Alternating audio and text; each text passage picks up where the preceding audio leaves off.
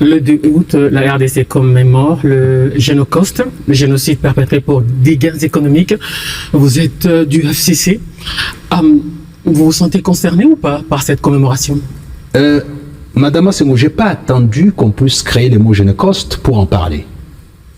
En 2005-2006, j'écrivais un livre qui s'appelle Ma Nation, qui est sur cette liste-là, dans lequel j'ai tracé tout ce qui s'était passé dans la partie Est. Non seulement ça, moi je remonte les génocides, les premiers génocides en RDC sont les mains coupées. 1885, 1906. La RDC avait 25 millions d'habitants en 1885. En 1906, nous nous sommes retrouvés à 12 millions et demi. Donc 12 millions et demi de la population congolaise ont été massacrés par les régimes de Léopold II. C'est les tout grands, les premiers génocides sur la planète. C'était celui-là d'abord. Connu des mémoires d'hommes avec tous les chiffres, tout ça. Ce qui fait que... On en parle presque jamais. On n'en parlait pas. C'est-à-dire on ne peut pas se limiter à pouvoir voir l'actualité sans aller dans la généalogie de l'histoire congolaise pour savoir, tiens, nous venons d'où? Quelle est l'origine de nos souffrances? Nos premières souffrances datent de cette période-là. 12 millions et demi. Aujourd'hui, c'est vrai que la partie Est, nous pouvons constater que nous sommes arrivés à plus ou moins 12 millions encore, sur plus ou moins 120 millions d'habitants. Mais là, à cette époque-là, la moitié de la population a été massacrée. Quels sont ces textes fondateurs des historiens congolais dans les écoles? Quelle est cette dimension particulière qu'on utilise aujourd'hui dans les cadres de la propagande pour nous, Congolais, de ces souffrances-là? Rien. Ce qui fait qu'on va accumuler des souffrances en souffrance. Mais au niveau des pouvoirs publics, il y a une sorte de campagne à l'international pour faire reconnaître tous les génocides commis sur le sol congolais. Il me semble que non. Ah ouais. Aucun régime jusqu'à aujourd'hui, ni Mobutu, ni Kabila, ni Tshisekedi, n'ont pas construit un narratif sur les mains coupées. Aucun. Donc j'ai parlé de tous les génocides, en général. Ah non, mais tous les génocides. Faire reconnaître à l'international. Oui, mais je vais bien. Pour reconnaître un génocide, il faut un tribunal qui puisse statuer. Est-ce que nous avons eu un tribunal qui a statué sur le génocide en RDC? Non, pas encore. C'est une dimension qui est la nôtre, réelle. On a perdu énormément des gens dans la partie Est, plus ou moins 10 à 12 millions. Maintenant, comment on fait? Quelle est la procédure? Quelles sont les campagnes à faire au plan international? Comment est-ce qu'on peut réunir les grands juristes spécialistes? Le Congo est en pleine campagne, justement. Oui, mais je vais bien. Est-ce que cette campagne-là, c'est une campagne plutôt politique pour s'attirer la sympathie de la population, ou c'est une campagne qui construit une dynamique juridique internationale? C'est ça la question qu'il faut se poser.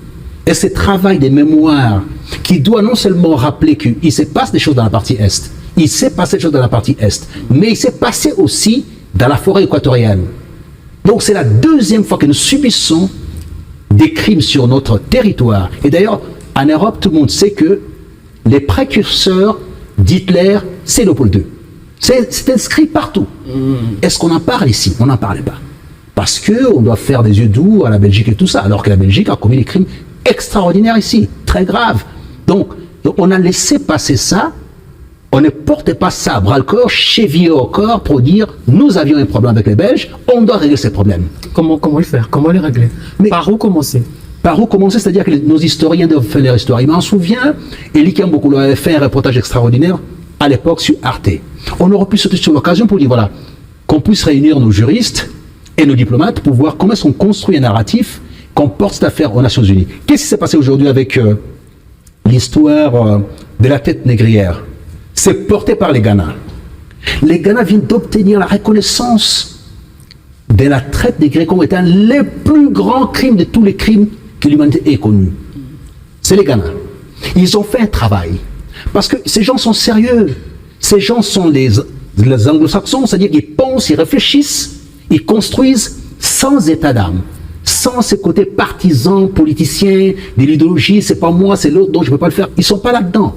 Ils sont pour la construction de la mémoire. Et là, ils ont fait la mémoire africaine. Et ça marchait. La résolution est là. Elle a reconnu. J'ai entendu les Juifs se plaindre en disant non, c'est pas possible, à part la Shoah. Non, non, non. Il n'y a pas que la Shoah. Il y a la traite négrière. Mais juste après la traite négrière, qu'est-ce qu'il y a eu? Il y a eu la situation de la RDC, du Congo. Il y a eu la situation en Namibie. Les Herero ont souffert de la même chose par les régimes les pré-régimes nazis. Nous, on a subi la même chose en RDC, pire encore. Est-ce qu'on en parle? On n'en parlait pas. Vous faites passer des crimes aussi horribles. Et à la suite de ces crimes-là, d'autres sont commis encore. Et vous vous posez la question, mais comment ça arrive encore? Ben oui, mais parce que vous n'êtes pas préparé. Parce que vous êtes passé outre ce qui était important en 1885. Alors depuis 4 ans, si je ne me trompe pas, le 2 août, on a le temps suspendu pour que tous on se souvienne que des crimes odieux ont été commis, que la terre entière le sache et qu'on répare. Et aujourd'hui donc sur le mémorial du Génocauste, il y avait le président de la République, la première dame, les gouvernements et bien d'autres personnalités pour justement tirer cette sonnette d'alarme à l'intention de la communauté internationale.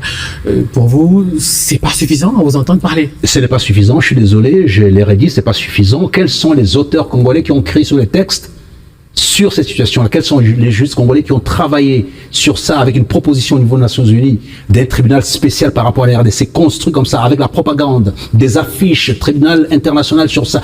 Parce que les génocides doivent être prononcés, les mots génocide doivent être prononcés par un tribunal. Il s'avère que jusqu'à aujourd'hui... Justement, le pays y travaille. Mais oui, mais bon, c'est ça, d'abord, on commence par ça. Vous savez, Camus nous dit... Et ce matin, lors de la commémoration, on a même annoncé que dans les écoles, désormais, il y a des cours qui seront inscrits à ce sujet, sur le génocide, je souhaite sur la sensibilisation du génocide, oui, des génocides. Ça me paraît toujours léger. Oh. Camus nous dit, pensez avant d'agir. La pensée qui gouverne cette action du génocide qui doit être prononcée, le mot génocide a été prononcé pour la première fois à Nuremberg, en 1945. Affecté à la Shoah. Très bien. Les Français sont rentrés dans les systèmes, ont utilisé les mêmes mots pour faire admettre qu'il y a eu un génocide entre 1914 et 1918 des Turcs sur les Arméniens. Le Parlement français a reconnu ça officiellement, que ce qui s'est passé en Arménie, du fait des Turcs, était un génocide. Les Allemands ont reconnu que ce qui s'est passé en Namibie était un génocide. Qu'en est-il de nous? Parce que ces gens-là ont documenté. Processus. Oui, mais les processus ne peuvent pas durer 1000 ans. C'est-à-dire que les processus, c'est pas la propagande. Le processus a été lancé l'année dernière seulement. Oui, mais non, c'est pas seulement l'année dernière. Ça fait un certain temps qu'on parle du Génocauste. C'est pas aujourd'hui. On en parle maintenant. On parle à l'international. Non, sur le plan international. Si l'année dernière. Vous savez, les plans internationaux sont les résultats qu'on attend. C'est pas la propagande, ne suffit pas. Moi, je suis diplomate à la base. J'ai fait 10 ans aux affaires étrangères et j'ai piloté comme ministre d'État la coopération, l'intégration, la francophonie et la CIRGL qui gérait les aspects en rapport avec la paix. Dans cette partie-là, je sais ce qui s'est passé. J'ai écrit ces choses-là. En 2007, je parlais de ces génocides alors que personne n'en parlait encore. Aucun parti politique n'en parlait. Ni opposition, ni majorité. Moi, j'en parlais déjà. Les livres là, il est disponible. Et d'ailleurs, j'ai été contesté par mon professeur Jean-Pierre Nandrin, d'heureuse mémoire, qui est fils des colons, qui n'était pas d'accord avec ce que je disais. Il a préfacé les livres en étant en désaccord. J'ai dit, vous préfacez, dites-le. Ça, c'est la position belge, la mienne. En tant que Congolais, avec K, descendant de mes coupés, je dois dire ça. Maintenant, il aura fallu que les juristes se réunissent, ceux spécialisés dans les droits humains. Moi, j'étais formé en partie pour voir l'histoire de la CPI. Je sais quelles sont les procédures à faire.